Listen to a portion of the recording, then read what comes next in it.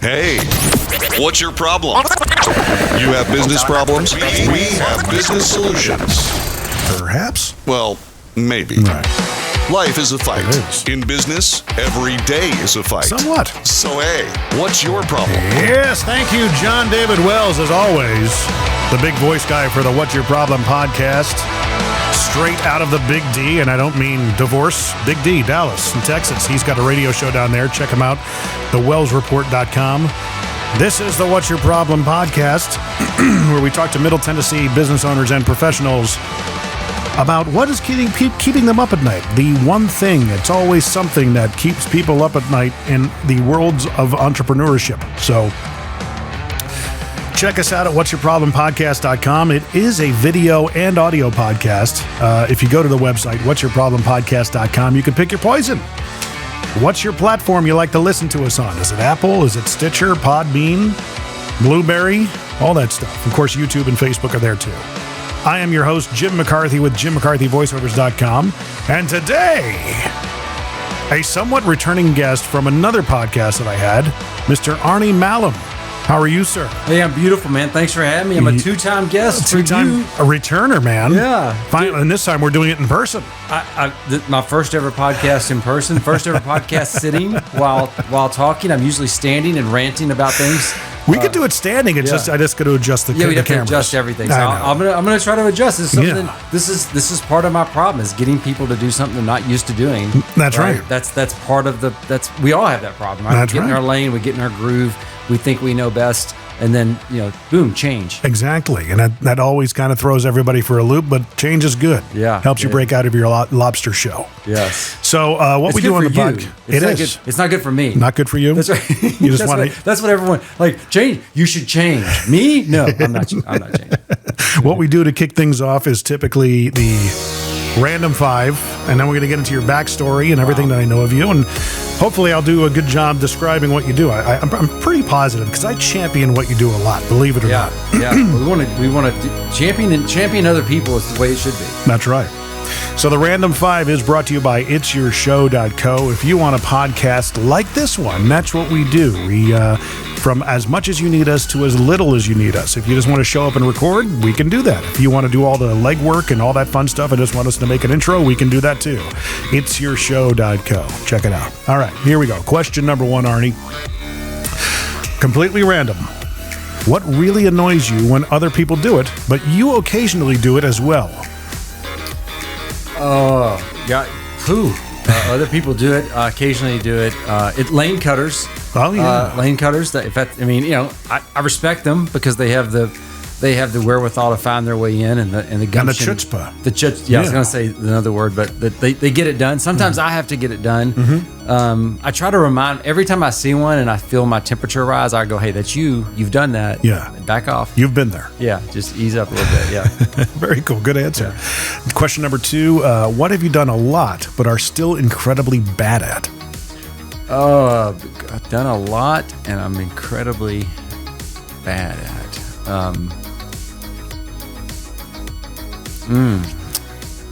You tend to get better with every chance. I know I don't know how many people struggle with this, but there's plenty I'm bad at. Yeah. But I probably just stop doing it when I'm that bad at it. You just accept it and move on. Yeah. Right? Yeah. I think mine might be rollerblading or roller hockey. Oh yeah, it doesn't work well with your body frame. Maybe. At one time it did when I was 18, but yeah, that's a long time ago. Question number 3: what are you too old for but still enjoy? I enjoy smoking cigars and drinking scotch. I don't think I'll ever be too old for it, but certainly I tolerate it differently now as I age. Right.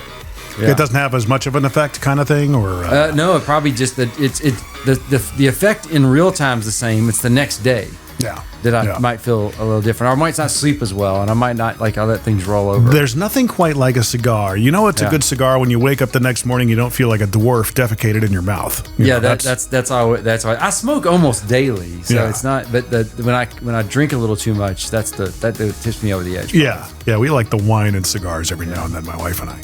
All right, question number 4. What was fun to do once, but you'll never do it again? Oh gosh, it seems like I say that a lot in terms of events I go to, big crowded events. Like Right. I tend to push away from crowds now. So the more people that are there, the less I want to go back. Right. I get that. Yeah. Yeah. I just get worn out by it. Radio killed concerts for me. Yeah. If I go to see a concert these days, it's got to be good. Yeah, that's just that was the pregame and the postgame. You got to put into the whole show.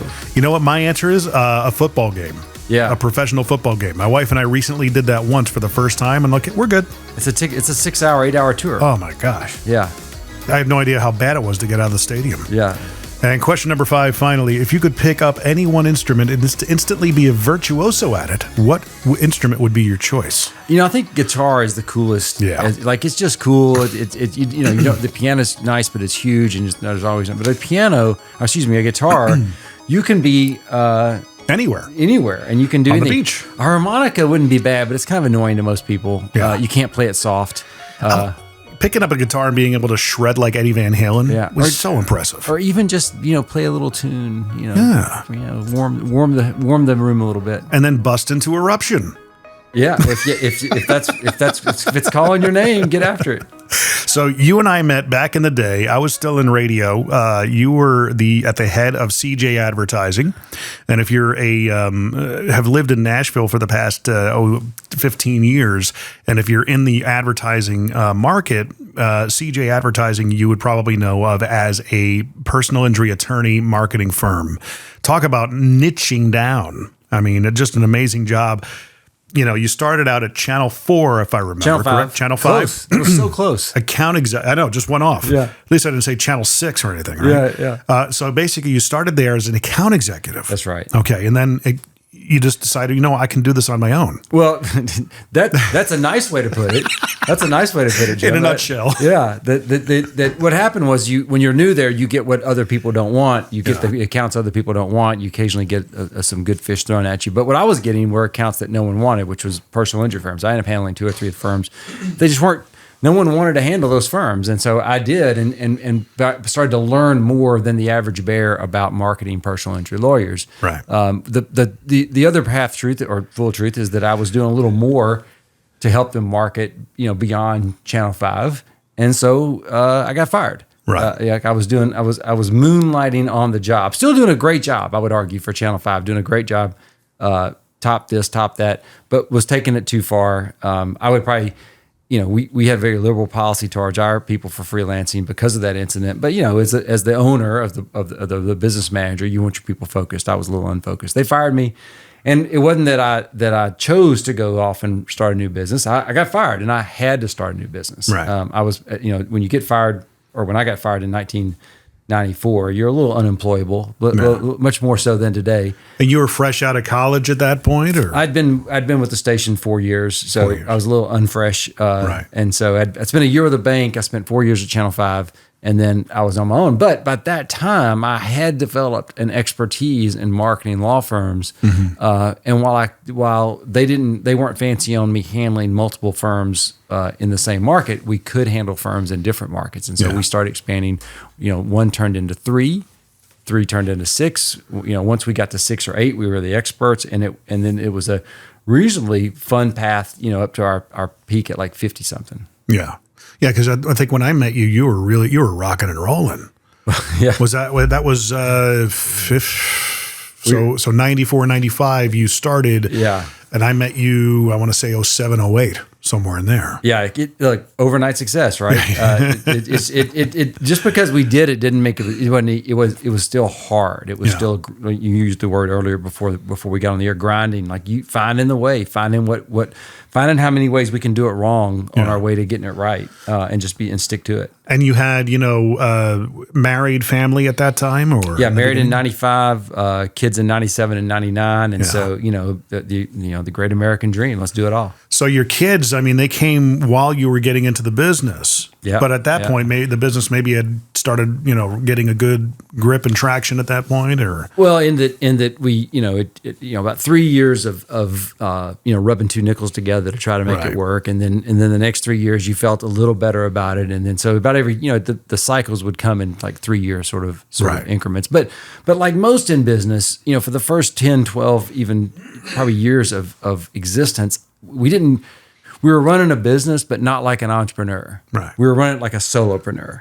Really? We were doing, I was shoveling as much dirt. I was, doing proverbially as much as I could as the owner to make the business work, instead of getting others to make the business work for me. Right. I was doing the work. I hired people to help me get better at my job. Right. So when you study sort of entrepreneurism, you have the entrepreneur who creates the job for themselves, and we hire people to make us better at what we do. Right. It's the leap comes when you begin to hire people to do what you do and give them the resources to do it better than you do.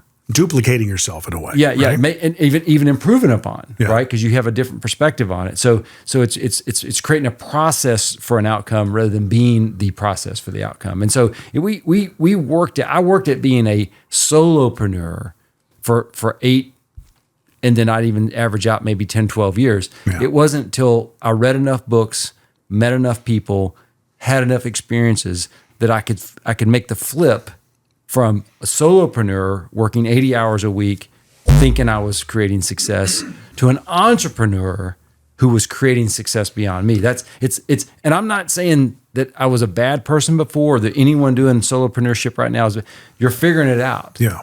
But you're also digging a deeper and deeper hole until you find your level. You become a small giant that says, this is the size I want to be. I'm gonna manage my life around my work rather than my work around my life. Maybe I got that backwards, but you know what I mean? Yeah, I get it. I'm gonna set boundaries. I'm gonna do what versus every day, every waking moment is work, which I did. So yeah. I did it. But it seemed like, did you enjoy what you were doing? Did it seem like work, or? Oh yeah. Really? Yeah, I'm not gonna say, I mean, really? it was, I mean, I remember distinctly that a good Saturday was one where I got home before like 1 in the afternoon. Like I would wake up before the sun came up and I would go to work, and I would spend Saturday morning from 5 a.m. to 1 p.m. just catching up. Oh, wow. That's the ultimate, you're in a solopreneur trap when you're spending your Saturdays getting the work done that you should have been doing all week. Yeah. And it's just not sustainable. You can sprint for 100 yards, you can sprint for maybe 400 yards, you can sprint for a mile, but you can't sprint for a marathon. And I was trying to sprint for a marathon. Well, that's the work in your business versus working on your business conundrum. Right. That's the flip. You have to, only the leader can decide. Right. Like you can tell me 1,000 times I need to do it. It doesn't matter. But it still takes time. And experiences. Yeah. And like I said, the books I read, the people I meet, the experiences I learn from, you can't, some people are born ready. Yeah. I was not. I'm a technician at heart, and I had to learn how to be an entrepreneur. There's also the element of when you have people working for you, they want to know that you're able to do what they can do. So that makes a lot of sense. So it's like, hey, I'm going to ask you to do something, but I only can ask you because I know what it's like to do it. I know exactly what it's to be in your shoes. So it sounds like you've kind of done it all. Play both roles. It's a necessary thing to go through when you're building a business, though, I'd imagine. You got to be a solopreneur till you can get to that point. It is a path. It is the most common path. Yeah. And the again, I want to stress, there's so many people out there listening to me in different formats, and they go, well, I like being a solopreneur.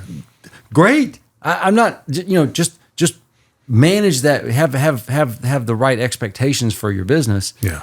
To know that you can do that. It's a good thing. In fact, I would rather, as a consumer of whether it's B2B or B2C, I'd rather work with the owner. Yeah. I'd rather you do the work. That's great. But as a business, if the owner's doing the work, there's a ceiling. Yeah. There's only so much you're going to get done. That's right. Yeah. Because in order to scale, you got to be able to.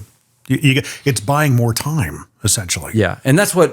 So CJ Advertising, and then Next Legal Intake Professionals, our second business, were both businesses that once we figured it out, then it was the hockey stick growth. Like we grew slow for 8 to 12 years, but when we figured out how to build the business around a process rather than me, then we got the real growth. Do you think that's a typical yardstick? You've mentioned the 8 to 12 year growth age, if you will. Yeah. Do you think a lot of entrepreneurs understand it takes that long? I don't know. And maybe I'm just slow. Like I'm slower than the average bear. No, I'm not sure. I think it's a path. I think that every entrepreneur, there's a path, and that it's very intelligent for entrepreneurs to track it.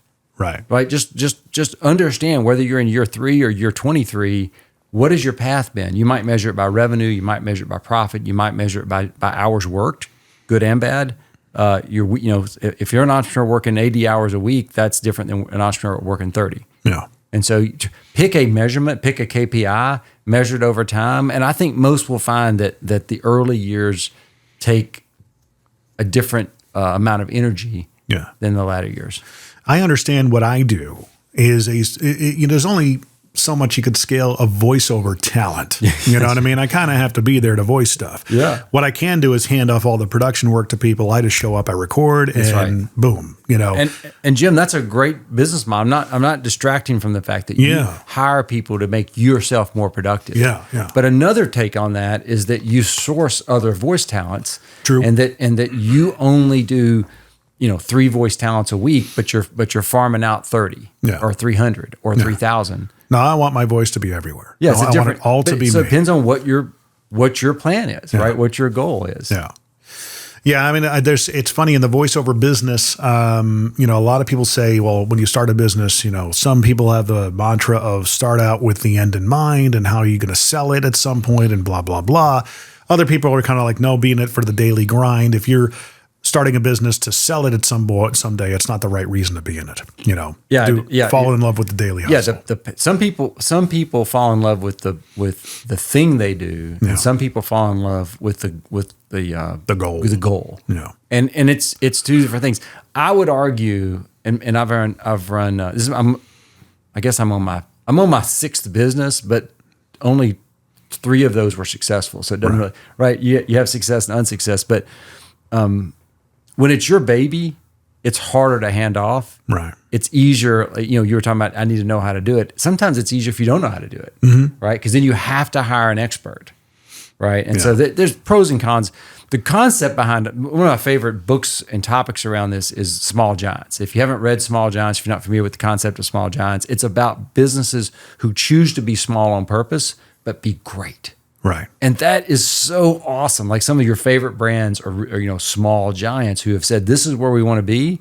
And we're going to work like heck to get to here, but we're not going to grow beyond that. So growth isn't always the answer either.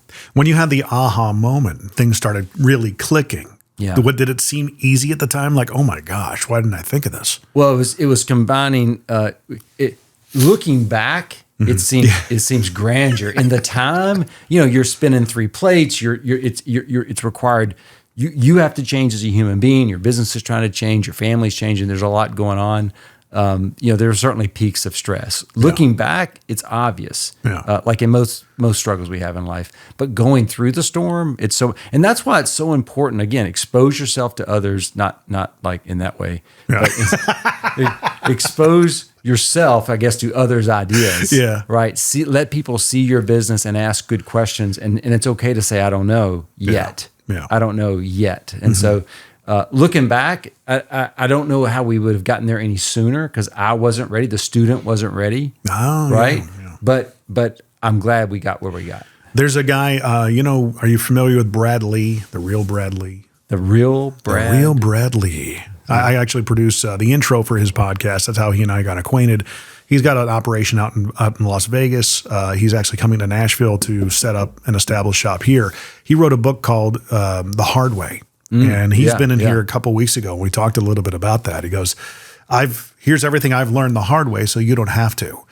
And I bring it up to him like, don't some people just need to learn the hard way? That's right. That's how they learn. And you can't, we try to tell people what it's like to be married or what it's like to have kids or what it's like to run a business or what it's like.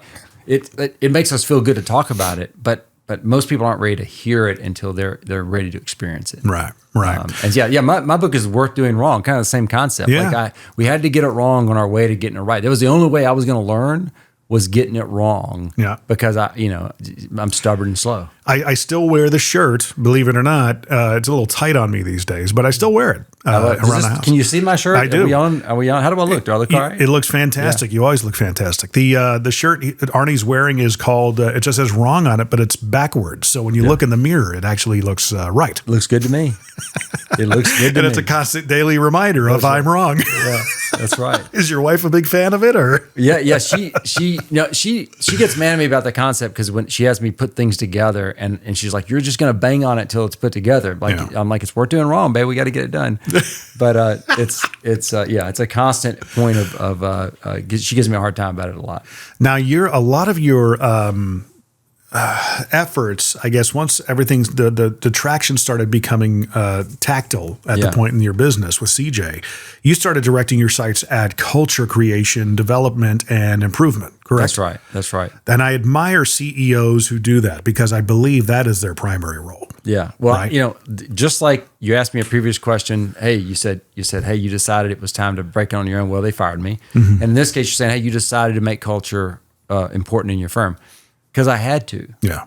Jim, it was because we were in an industry serving personal injury lawyers. Most people do not wake up every day and go, that's the industry I want to work in, right? So we had to attract and retain talent. Mm-hmm. And me screaming at people to do their job better and try to drive them towards success as opposed to lead them was not working. Making your job harder. No, it's like you're just rolling a ball uphill and it was constantly falling. And so one time, one team member, one potential team member said to me, "Look, I get it, but I don't want you on my resume." Oh, in other words, wow. he didn't want CJ advertising on his or her resume at the time because we worked with personal injury lawyers and he didn't want that. And so it hit me that in order to attract and retain the right talent to make our business successful, I had to get culture right. Yeah. I had to be a place where people wanted to work and a place that people wanted on their resume because of the reputation we had for building people. And so we focused everything around how do we make our people the best they can possibly be, whether they stay or leave. How do we make them the best they can possibly be so when you hear CJ advertising, it's a place to grow. And by doing that, we created a culture that people wanted to come to as opposed to had to come to. And you had the validation. You had the top places to work award several times. But once we set our mind to look great on people's resume, then all the other decisions seem easy after that. I just had a discussion the other day. I was shooting video for one of my clients who's an auto dealership here in town. And, in the car business, culture is a big issue, whether they know it or not. Oh, it's huge. They got primarily a bad to just vanilla culture. They make personal injury lawyers look good. Yeah.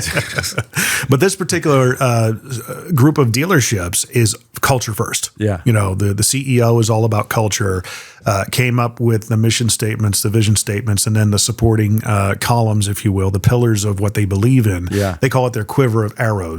And they constantly develop it, work on it. They can detect the people who don't buy into it pretty quickly. That's right. But I mean, in the beginning, it just started out with them just figuring out, okay, what do we believe in? Was that where the same kind of story with you? You just had it's more than just something you put on a wall. Yeah, you got to live it, right? If culture reflects leadership. Boom. 100% of the time, if you're a business owner or a group leader or a team leader, and you don't have the culture you want, stop looking around looking for the problem. Culture reflects leadership. So if you have a problem, it's you. Yeah. And that's the mirror that's the hardest to look into. It's the hardest message to deliver to other entrepreneurs who want to take a pill and a quick fix and read a book. It's all those things, and culture reflects leadership. Yeah. And so I realized that in a moment when I heard the word spoken and I was ready to hear the message and ready to do something about it. And even then, it wasn't, well, we're okay now. Mm-hmm. It was years to create the culture that someone might want on their resume. Yeah. Not hours, not days, not months, years of intentional effort, thought, sustainable ideas that helped people become the best humans they could be that happen to work at CJ Advertising. Right. And Legal Intake. And that's kind of what turned into what you're doing now with Better Book Club. That's right. Now, I'm going to try and articulate what it is. I've actually talked to the guy the other day at the Mercedes store. Yeah. And I told him, I said, there's a organization, because I asked him about what do you read? What do you feed your mind with? And he talked about different books that he reads and everything. I said, would it help if you had a way to encourage your employees and your staff and your team to read the same thing you're doing, and from the top down, That's right. And I said, what if you had a way to incentivize them to do it, where they can get rewarded? He goes, that would be amazing. I'm like, go to betterbookclub.com. Betterbookclub.com. Did I do it? It's beautiful. Nice. It's beautiful. And here's what's different. Here's what you'd expect, and what's different is that if you, I'm gonna pull back on one thing you said. Sure. If you want people to read what you've read, it's probably not the club for you, right? Really? It's don't read what I've read. Read what makes you a better human, a better parent, a better spouse, better with your finances, healthier, help you think clearer, philosophy, whatever it is.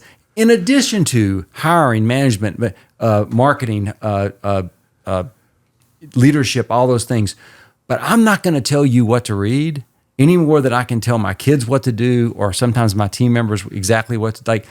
You make yourself better, and every time you read a book that makes that it remotely makes you a better human, I'm going to reward you for it. Right. Because I don't care as much about the book as much I care about the habit. Right. If I can gift you the habit of reading, then I've changed your life and maybe your family's life forever. Right. And that's the ultimate improvement to the person that makes people appreciate where they are, and even when they leave, the opportunities they got when they were there, right? Some of our best referrals came from team members who have moved to another position, but then referred people back to us to jump into what we were cooking over at CJ. Interesting. So, I mean, was that something you were developing while you were at CJ? Yeah, Better Book Club was this idea that I did the same thing all entrepreneurs do. I read a book. I go, oh my God, my team has to read this. I go buy 20 copies. I pass them out. I said, read this book. We're going to talk about it in 4 weeks.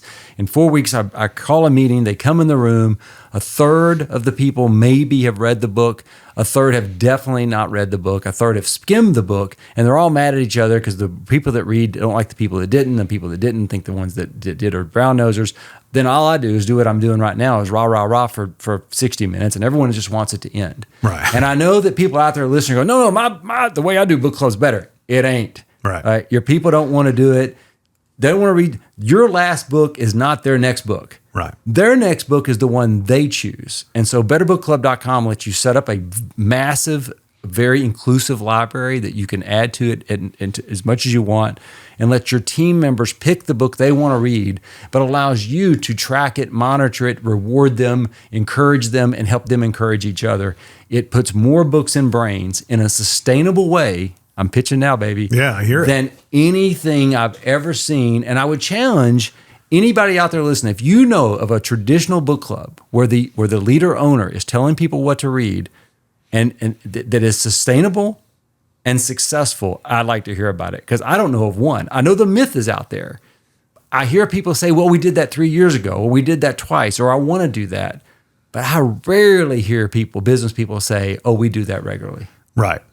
So basically, it's an organizational structure for people and business owners and leaders to track. We used it at CJ to put books in brains of our people, to get them thinking how to be successful on their own and their group and the business. We figured out if we grew our people, we could grow our business. Yeah. If we can't grow our people, we can't grow our business. And books, and by the way, listening is reading, right? Yeah. You can Kindle, you can read the hardcover.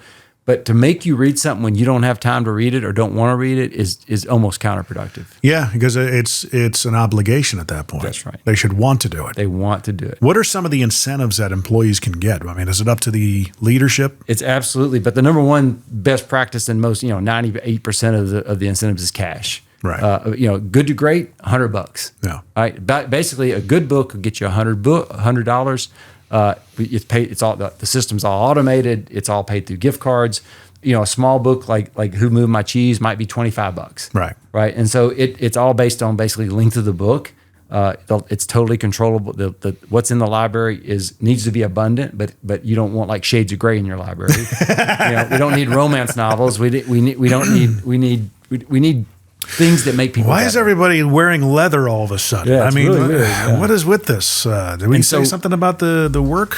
So it's and you get a Apparel? different, like if everybody reads something different, then you get that many more ideas in the in the thing. So that's the concept. Better Book Club time. If you want people to read what you're reading, it's not for you. If you want to hear yourself talk about a book for 45 minutes, it's not for you. If you want your people to truly grow in where they have the best opportunity to be great, might be for you. So I mean, I love the line. Helping you get books into brains. Yeah. Marinating their mind in good stuff is what I call it. But it's what my thing is, be them centric, #be them centric. Yeah. And it's a them centric way of, hey, you're going to be rewarded. Yeah. I'm not telling you what to read. Just pick something and move with it, man. Yeah. It's look, for the companies that use it. We have clients in almost every continent. Really? We have clients in Australia and in Europe and in Mexico and in Canada and throughout the U.S. The perfect size company is between 12 and like 75 people, although we have companies that are much bigger. And we have, 5 and 8 people shops that are running. It's free up to 8 people. Right. And then you start paying $2 a member after that. So for you, it's just wash, rinse, repeat in a way. Well, Is it huge for you? I mean, that's a big business. Is this business successful? We're getting there. Yeah. Is it making an impact? For sure. Oh my God. Like I really think that's a no-brainer. That if I can get, and by the way, people think, oh yeah, we're going to do that. We're going to read a book a month. Mm-hmm. You're not going to read a book.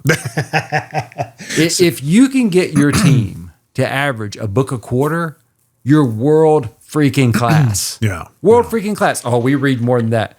You don't. Right. Like I know that I read about a book a month on average. Right. Some people, I read a book a week. Most people don't read a book a year. Yeah, I know. So to get your team into the one book a quarter, 2 books a year sort of mentality, for us, Jim, it was a game changer. Right. It put more ideas in more brains faster and more efficiently than anything else we did. And we did a lot. We spent thousands and thousands of dollars sending people to conferences and helping and bringing in speakers to teach our people stuff and to learn new opportunities. But nothing put more knowledge in our team's brains than Better Book Club. It's definitely energy or information being dispersed over time versus the shot in the arm of a seminar. And it's so rare that I read this and therefore it's perfect. It's how we think when we read, or listen, either way. Mm-hmm. So anyway, enough about that. I'm not paying you for a commercial announcement. So I want to. It intrigues me. Put a bow on that thing, but it works. That's why I had you on, is because it intrigues me. I believe in what you're doing. I believe if anybody did that. What's amazing is if you can get a team member to start reading, it may change how they perform at work. We certainly hope it does. That's sort of the goal of this thing. But also, if it makes them a better parent, if it makes them a better spouse, if it helps them be a better family member, a better contributor in a neighborhood, like anything it helps them become better at, then we've also done what we, as entrepreneurs, as business owners, as group leaders, we've helped move people in the right direction. Yeah. The people we meet, the books we read, that's what changes us. Let me ask you this. I mean, do you guys, I would imagine if they go into the betterbookclub.com platform, they could see, do you guys do books of the month and promote them and stuff like that? We load it with the top 100 books it's purely crowdsourced. By the way, they may not be the top 100 books, but they're the books that most of our members are reading, like the first 100 books in there. And then from there, it's crowdsourced with your team. As your team members read books, they put them in, they become. Now, you can't add a book unless you've read it. People go, I want to add these 10 books. Have you read them? No. Well, you can't add them. You can't put a book in that you haven't read. Right. So it's a crowdsourced mentality. So over the entire platform, you got the top 10. Yeah. And then you can actually aggregate it down to the company level. Say, hey, here's a book. Well, that's right. The clubs are company level clubs. So when you join, like if you're out there and you're just an individual and you want to join, it's not for you. Right. We're not Goodreads. Go join Goodreads if you want that. This is every club is a closed chamber for that company. Right. I just happen to be able to see the aggregate data. So even releasing that to the individual companies, like a top 10 aggregate overall. Yeah, we do that a lot. Okay. You'll get an email every month to say that this month the top books were this, and for the quarter they were this, and like you see that a lot. Because you know what I'm hearing is, okay, hey, Ed Milet's got a new book out, Power of One. Yeah, right. And all of a sudden, if that starts trending on your platform, Ed, we've got a podcast. We got to talk about your book. Yeah. That's a good way for you to meet people. I would imagine. It has all kinds of offshoots in terms of getting just being a authenticator of good content. Yeah. Right. Yeah. So it's a cool look. We've worked hard on the platform. It's not perfect. I spend money making the program better every month. Right. We add new features, new benefits, new engagement, new gamifications.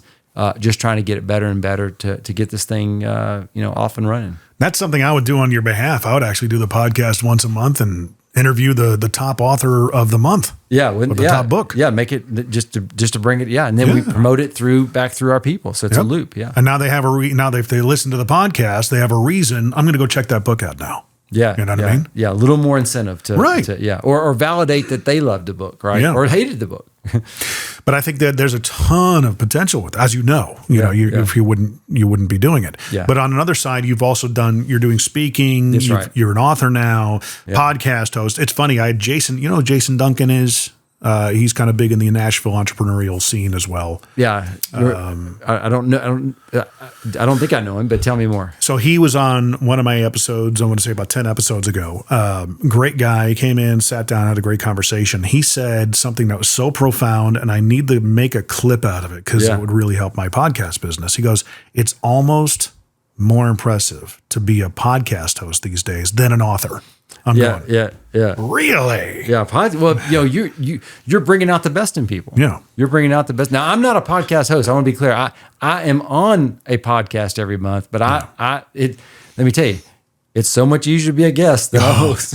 When you're driving the bus, it's a whole different shebang. It is the to give a talk, and I'll speak somewhere between 4 and 8 times a year. That's hard work, preparing for the audience and getting ready. Coming on a podcast, let's just talk. Easy. Let's have a conversation about me. Kind of like my favorite. Let's talk about you. Let's talk about me a little bit. Yeah. And that's totally, that's how I designed this podcast. Yeah. And as much as my clients' podcast as well. Cheap plug. It'syourshow.co.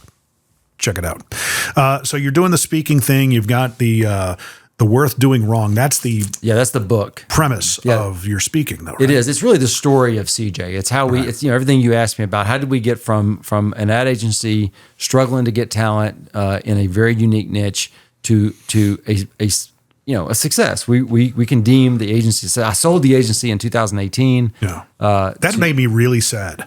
Well, here's what's great. Our biggest client at the time bought it, and they became our biggest client by following the same culture principles as we set forth in the agency. So it was a natural cultural fit. Yeah. They continue to build our people. They continue to build upon our values. They continue to to understand the link between treating your people well and how your clients respond. And so that business, they've retained 75% of the clients, at least probably 80%. And that's a good number. They've retained 75, 80% of the people. The people that were with me for years are still at CJ doing their best work. That's good. So it was successful in every way possible. But how did it make you feel? I mean, it was like a baby, right? It is absolutely. Rip your heart out kind of thing? Absolutely. It was very similar. I sold the businesses about when I sent my kids to college. Oh, wow. And so very similar. Like it's just a different feeling and my kids one went to, they both went hours and 2 states away at least. One was in Boston, one was in Ohio. So it wasn't just like they were next door. So it was literally like pulling the thing that I had worked on for 18 years out of my arms. And you do that, you do it both willingly and with confidence, but with also just a bit of tug at your heart. I bet. I mean, what do you do in that first year or two? Did you kind of hang out on the beach or? Yeah. No, I've most never. Of what we all dream about, right? Yeah, we just you do, but it's not. We all need a path. We all need a passion. Purpose. We all need something to do, and so I've found a way to make the time go by. But what was it like? You get the day after the sale happens. What is Arnie doing? Well, again, very busy time in our lives as we had one in college, one going to college, and so I could brag about my kids way more than Better Book Club, but they certainly took up our attention. We got to focus our efforts on them and their paths for about a year. Nice. And then I've been sort of just tinkering mentoring, been doing some mentorship, been doing some speaking, just been doing things at my pace. Yeah. At my pace. Because you have the clout, the credibility, and the horsepower to do a lot of this stuff. I mean, more so, what frustrates me is when you see the guys out there that are trying to do the speaking, the influencing, mentoring, and they don't have the battle scars. They don't have the pedigree, Experience teaches us all great wisdom. And it frustrates me because I as long as I've known you from a distance, I mean, we're not, great friends, but we're certainly more than acquaintances. I've always admired what you've done with culture, the battle scars you've earned, the pedigree that you have. And I'm like, gosh, dude, you got to be bigger than you are. Yeah. You should be bigger than you are. Well, I appreciate that. I appreciate the compliment, and also the challenge to grow and, continue on a path. And that takes podcasting, man. I mean, you just got to get a constant podcast. Maybe so. Maybe the Better Book Club podcast with Jim McCarthy is in the future. Possibly. Yeah. I'm game. Yeah. I'd love to interview some of these authors for sure. I know. And they're a willing participant. So they really are. It'd be weird for them to say no. Have a Gary Vaynerchuk who's a multiple New York bestseller author, on a platform like that, be like, hey, oh my gosh, your book is blowing up. We need you to come on our podcast. Not even asking. We just need you. We expect you. That's the posture. Be a part of this thing. Yeah. Yeah. And we can help, push the boat. Why wouldn't they do it? Right. Well, it all comes down to this. If enough listeners today sign on with Better Book Club, then that gives us pathway there. What is the next 5 years? Where do you want to be in terms of, the amount of subscribers, things of that nature? We're that thing is organically gaining ground. Right. We're trying to we will accelerate it, but it is not what I spend 8 to 12 hours on a day. It is about 3 to 4 hours a day that I give it. On a whole different path. My wife and I bought a farm down near Columbia, and I've spent 3 days this week totally working on the farm.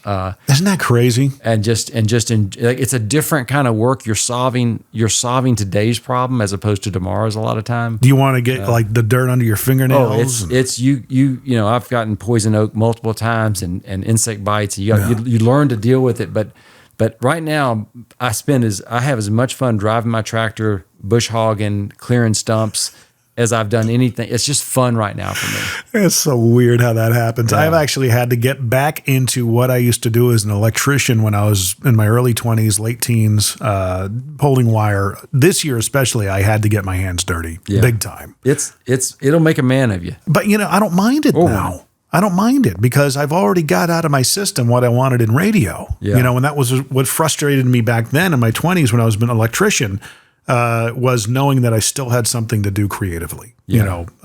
Expressing my artistic sense with audio production, video production. It's out of my system now. So when I have to get up on a ladder or a lift and I got to put some lights in, I'm like, cool, man. Hey, what do you know about solar? We're trying to wire up our barn to just be purely solar out there. Can you make that work? I can. I know a guy who can. Yeah. Brad Lee. He's got a solar arm of his company. I love this Bradley. Is it Bradley or Bradley? Brad Lee. So BRADLEA. Space. Yeah. And if anything, actually, as he comes to Nashville, this is the thing that I do with my podcast clients, guests that I have on. Yeah. I have you on. I love you. I'm going to start promoting your name and shouting it from the mountaintops to my other podcast clients. Him being one of them, dude, you got to have Arnie on. Yeah, it's the networkers. Right. Yeah. Right. So, I've got, Brian Covey needs to have you on. You familiar with Brian's show? Oh, man, I feel like you know everybody I don't. There's a whole different sect of Nashville entrepreneurs. There's a little bubble happening in the metro area. Nashville, I'm a member of Nashville EO, which is the Entrepreneurs Organization Nashville. Yep. We're 300 members strong. We're the largest chapter, I think, in the world now. Yeah. But it's not because, the chapter's good and we have great leadership and management, but it's the market. Nashville has just attracted this energy that is of creators that are just, doing it in every way, shape, and form. It's a very robust entrepreneurial market here. Yeah. Brad, when he comes here, he had told me, he says, because his brand is really blowing up. He's got a 1.5 million followers on TikTok. I think I want to say 800,000 on Instagram. So, and he really, everything he puts out just gets tons of engagement. Yeah. So he's a up and coming influencer for a reason. He's got the battle scars. He's got the pedigree, and the things he says, people give a lot of weight to. Yeah. So he says he comes out here. He says he doesn't realize, and I told him this, how big he is. you know, and he's like, you're exactly right. I come out here and people recognize me on the street. And I go, really? Nice, yeah. And he goes, that doesn't happen in Vegas. And that's where he lives. I said, Brad, there's just a more robust entrepreneurial community here. Yeah. Than They're in thinking Vegas. about it. Yeah. All the time. Yeah. And it's just something that's just a thing here. Yeah. People feel the freedom. Nashville's changed so much in good ways. And like, I used to think of it as a smaller town. I feel like I knew everybody in town. Yeah. But the It's town's triple now. Or it seems that way, probably at least double. Now, you're from Mississippi originally? Went to school in Mississippi. We grew up in our very small town in Arkansas, and just ended up here because of a parent of my fraternity little brother who introduced me to some people. Oh, really? So you came here teens, 20s? I came here, graduated college, moved here. Oh, right on. I'll do this quick. So Jerry McCoyne, who started Athlon magazine when he was at University of Tennessee, was the father of my good friend Mac McCoyne, who was my little brother at Ole Miss in the fraternity. Mac McCoyne, Jerry McCoyne, I come into town. He says, takes me downtown. He meets Ralph Brown, a legendary insurance salesman here in Nashville. Ralph Brown walks me across the street like in 20 minutes, introduces me to oh shoot, her name just ran out of my head. It always happens. First woman vice president at the bank at First American Bank. Okay. She walks me upstairs, introduces me to the president, Dana McClendon. I talked to him for 30 minutes, who happened to be an ATO at South Carolina. He says, I like you. We're going to offer you a job. I'm like, I love this town. What a great town. Back when everything was done on a handshake. Yes. And which is good and bad, right? Back then, the first two questions everybody asks is, where'd you go to high school and who's your daddy? Like literally was the first. This was 89, 90. First two questions. Now it's, where are you from and what are you doing? Like it's just two different. It's a different mindset now than old money Nashville to new money Nashville. Both had their time and their place and their purpose. I like this Nashville a lot. I was about to ask, which one do you like better? Yeah, I like this Nashville. Every opportunities open to everyone here. Yeah. It really is. I mean, it's seemingly. I'm but sure the energy, it's a tactile energy almost that you can feel, and you intrinsically know that there's possibility all around you. Yeah, just by talking to people. So anyway, thanks for the questions. Thanks for your interest. Thanks for liking Better Book Club. Thanks for still having your shirt. Good times, man. Well, with that being said, we got to at least ask this. What's your problem? I mean, do you even have any problems? I mean, it sounds like you got it all together. Yeah, so many. Look, the number one problem we have with Better Book Club right now is I'll be on a show like this, or you'll talk about it offline. Someone will sign up, and then I need them to actually do something. Yeah. Like you can't just sign up and magic's going to happen. Like culture reflects leadership. You gotta. And here's what people do. They say, I'm going to be in charge. Mm-hmm. So when the leader says they're in charge, that means nothing's going to happen. Right. You have to have a champion for this thing inside the company that's not in leadership. We don't want to push this thing down. We want to grow it up. And so my problem is getting people to take action on the decisions they make, as opposed to just throwing shade to it. So if look at Better Book Club, if it's for you, do something. And it's just simply the saying, you can be, for a dealership, you can be a salesperson, you could be a service writer, somebody that's below middle management. Absolutely, can run with it. Our receptionist was typically in charge of Better Book Club. Oh wow! Right, and I think now one of their videographer at CJ now runs it there at the agency. Like it doesn't. We don't need who's a great human being, but they don't have to be the vice president of something. Right. In fact, they'll do a better job if they're not. Right. And the system becomes an internal system as opposed to top down, push down. Don't put HR in charge of it. Don't tell yourself you're in charge of it. Give it to a champion that's just wanting to show what they can do with an opportunity. I'm really glad we had this conversation, because that's the way I can position it now. Yeah. The next time I'm in front of one of my dealership clients or something, I could say, hey, listen, have somebody, the assistant run with it, whoever she may be. Anyone that's not in leadership is a better choice than anyone in leadership. Champions make culture programs work. I know we're done, but any program you have that's culture, give it to a champion. If you give it to a champion and let them develop a checklist and give them permission to fail and give them 9 months to do it, success will happen. Nice. Very cool. Well, always a pleasure to have you on. Check out worthdoingwrong.com. Yeah. And betterbookclub.com. Boom, boom. And those links are going to be in the description, as well as whatsyourproblempodcast.com. Please give us a rating, like, subscription. Sharing is caring. We really do appreciate that. Arnie, always a great time to hang with you. And now that you're down in Columbia, we'll have to come by the farm. I know. Come visit. We're going to be growing lavender. We're going to be growing pecans. We hope to have some bees. There are other things in the works. So. Is there a website for that too? Trailhollow.com. Oh my goodness. Trailhollow.com. Check it out. A few picks now, but more to come. Awesome, man. We'll check that out. We'll put that link in the description as well. Arnie, as always, thanks, man, for coming by. Thank you, sir.